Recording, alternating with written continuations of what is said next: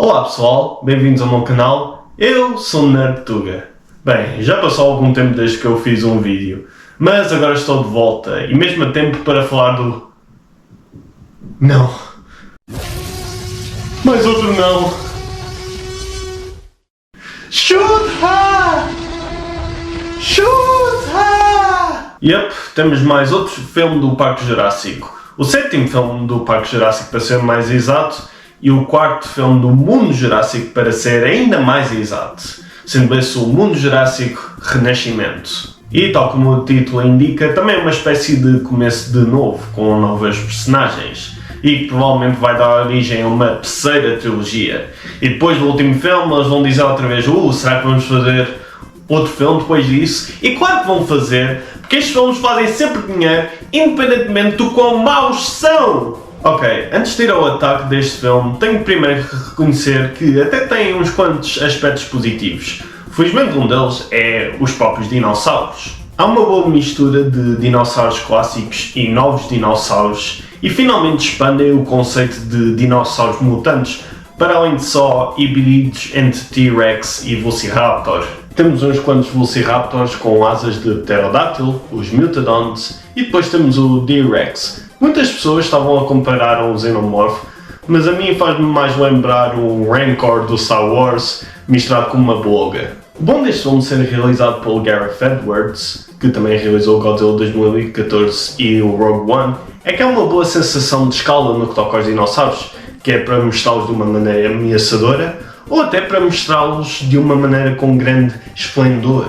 Depois a trilha sonora é surpreendentemente boa, tanto no que toca aos novos temas, como no que toca aos excelentes remixes de temas clássicos do Parque Jurássico. Pelos vistos, a trilha sonora foi composta pelo Alexandre Desplat, cujos créditos incluem as duas partes do Harry Potter e os Talismãs da Morte, 2 filmes do Guilherme Del Toro e grande parte dos filmes do Wes Anderson. Que raio é que ele está a fazer aqui? Não sei. Ele também não é muito seletivo nos filmes em que aplica os seus talentos musicais, tendo em conta que também trabalhou na Vida Secreta dos Nossos Bichos 1 e 2. Houve uma personagem que eu até achei interessante, que foi o Javier Dobbs, interpretado pelo David Iacono, que é o namorado da filha mais velha da família que cai no meio da trama deste filme. Em grande parte porque me fez lembrar de um amigo meu que por acaso também é grande fã do Parque Jurássico e também porque houve uma cena muito engraçada com ele, mas também porque gosto muito do crescimento dele como personagem,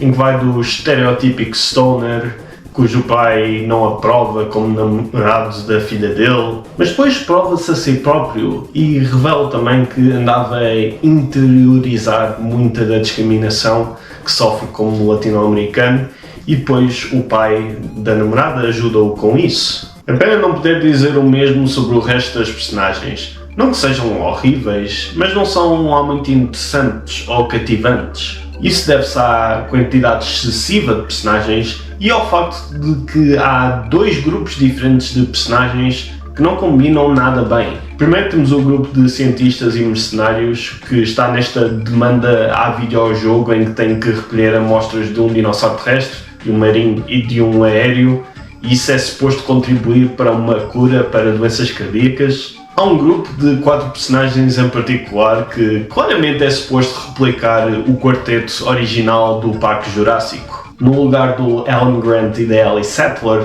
temos o stellar casal que é a Zora e o Kincaid, interpretados pela Scarlett Johansson e pelo Mahershala Ali, respectivamente. Ambos atores muito bons, mas neste caso é óbvio que só foram escolhidos por serem famosos e porque os criadores estavam à espera que eles injetassem personalidade nas suas personagens, em vez de ser o guião a fazer isso. E não é que não hajam atores que, só fazendo si próprios, conseguem criar uma personagem interessante devido à sua personalidade forte e excêntrica, mas a Johansson e o Ali não são esses atores. Eles funcionam melhor quando têm uma personagem já pré-estabelecida na qual se transformam. E aqui não tem nada com que trabalhar. Depois temos o Jonathan Bailey como Dr. Henry Loomis, que é o típico cientista liberal que é muito contra o capitalismo e a sobreexploração de recursos, mas de uma maneira muito genérica e condescendente, e sem nenhuma da personalidade e excentricidade do Ian Malcolm.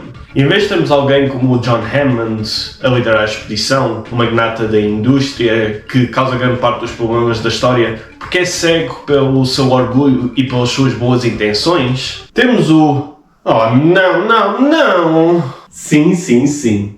Sou eu, Mark McGuffin, CEO da Malafita Industries. Sim. Podemos saltar à parte em que és comido por um dinossauro como castigo pelos teus crimes e maldades? Bem, espera o quê? Pois o resto da comida de dinossauro, quer dizer, o resto dos mercenários, vamos ser honestos, só estão cá para morrer. É demasiado óbvio para ser um spoiler. Depois temos o outro grupo de personagens, que é a família Delgado, que é constituído pelo pai, pela filha mais nova e pela filha mais velha e pelo namorado que eu já mencionei. Algo que eu não me lembrei de mencionar é que neste filme os dinossauros já não estão espalhados por todo o mundo por causa de condições climáticas e agora estão restritos a umas quantas ilhas no Equador. Portanto, o título Mundo Jurássico já nem sequer se aplica. E o pai, não sei porque, decide levar a família de barco para dentro dessas zonas restritas que sabe-se lá como não estavam a ser vigiadas por ninguém nem por nenhum aparelho eletrónico e depois surpreende-se quando dinossauros aparecem. Eles depois são resgatados pela equipa de mercenários, só depois o navio naufraga-se nas ilhas e eles separam-se outra vez. Para que é que eles se juntaram ao outro grupo se iam separar outra vez?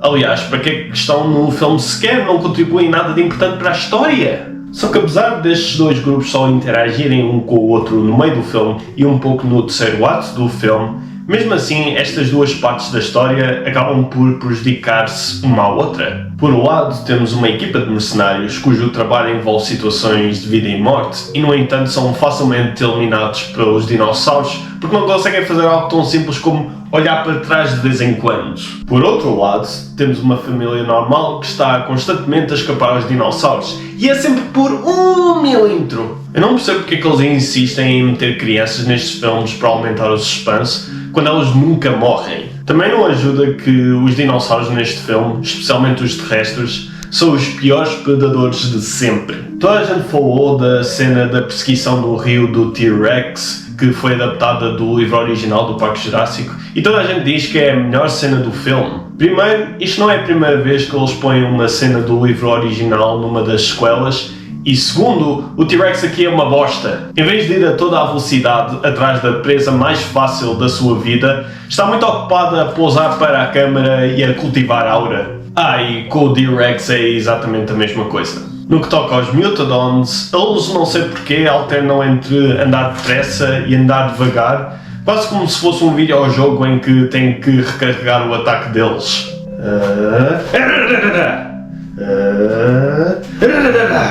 Para além de que, quando eles vão atrás da família, eles atiram algo que faz barulho noutro sítio, que depois faz os Mutadons correrem noutra direção.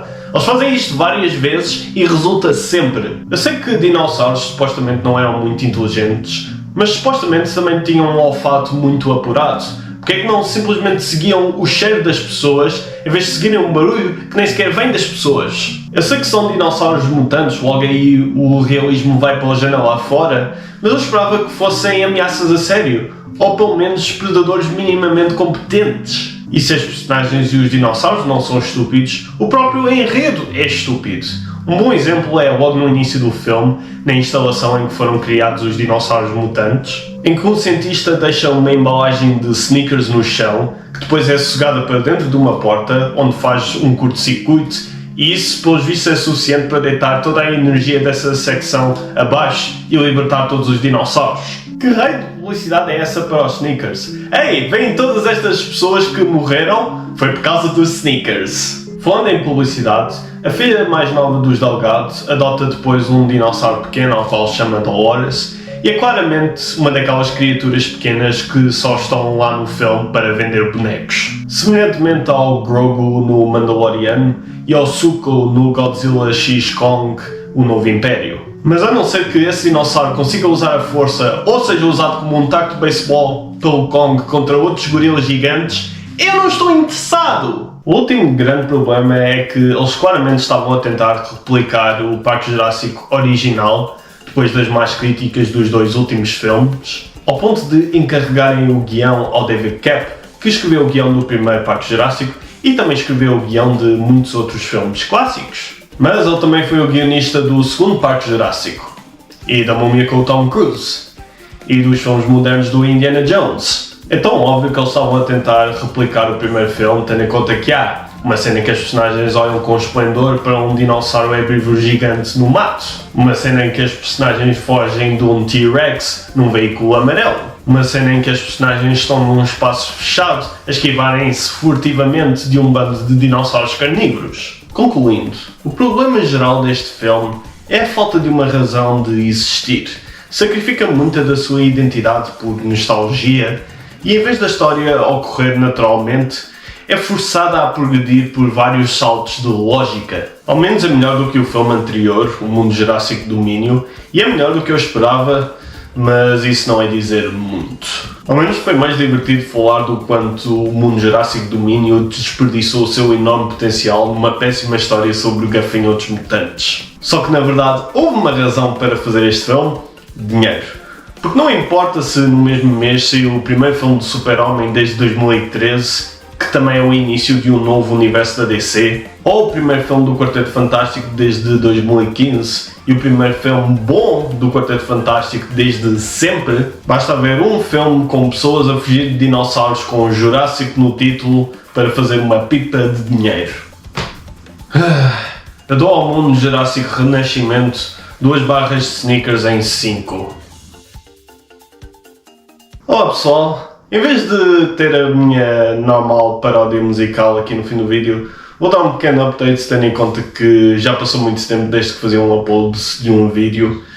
A minha vida tem estado bastante caótica. Não necessariamente de uma má maneira, mas têm ocorrido muitas mudanças. Completei uma mestrado em Química Bioorgânica e agora estou a mandar uma data de candidaturas, ou mandar a minha candidatura, o meu currículo a uma catrafada de empresas, na esperança que alguma delas me dê pelo menos uma entrevista. E entretanto arranjei um trabalho em part-time e portanto também estou ocupado com isso. E depois houve todo o drama de a minha câmera anterior ter estragado. Felizmente consegui arranjar uma nova, neste caso uma GoPro. Espero que depois isso se note na qualidade do vídeo, espero que seja melhor. Eu ainda não fiz upload também. E em termos de planos para o futuro, eu vou fazer mais vídeos no formato do bom, mau, cagalhão.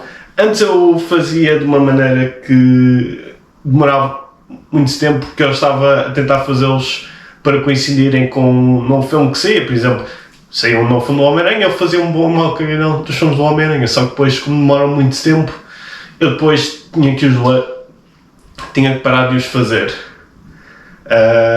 Portanto, desta vez estou a fazê-los com muito mais antecedência e vou escrevendo os guiões aos poucos à medida que vou vendo cada filme, e também vou ver se faço mais curtas, mais reels, TikToks, YouTube Shorts, chamem-lhe o que quiserem, mas sobre filmes, porque eu estava a tentar fazer isso, mas depois apercebi-me que eu estava a ver demasiados filmes e estavam a sair demasiados filmes ultimamente para eu conseguir razoavelmente falar de todos.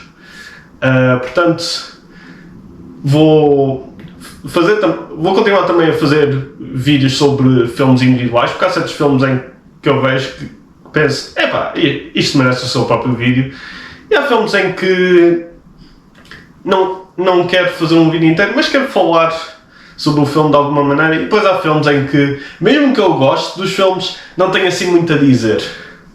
Portanto, ver se não acontece mais nenhuma mudança radical na minha vida.